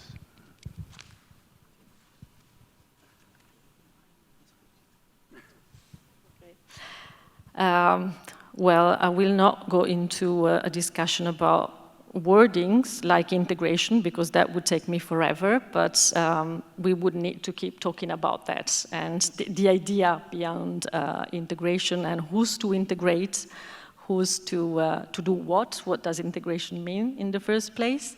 I think it's important when we think about the future and your question to start from the reflection that things are happening already. People are here, people are in cities, people are meeting in cities, people can be visible and invisible, as we said, but they are there. And also people are challenging their invisibility, because there's no situation, that's what I can say from my research experience beyond this book, is that even in situations of utmost exploitation and violence, of course, people are always protagonists of their lives. And even in the most marginalized places, as protection centers can be, even by being there and the way they relate to people, of course, they challenge politics, they challenge places, and by doing that, they make places themselves. In this sense, I think what we can do as researchers, what we're trying to do is precisely to create those places through narratives. So by bringing out people's voices, by creating spaces, as we're doing here now, to discuss about these things, but especially to have people discussing with us and taking space, which I want to add this other thing, we need to reflect on how to do it, because as we were saying over lunch, I'd like to get back to that, sometimes there's a bit of a misconception about storytelling, for example. What I've seen a lot, and I've done it myself, so that helped me really reflect over my work, there's this idea that engaging people and involving people means having people telling themselves their own stories. So get onto the stage and tell me about your story, no matter whether you want to do it or how you want to do it. But that's not about it. That's not about giving a space, not necessarily a comfortable space, that's the point.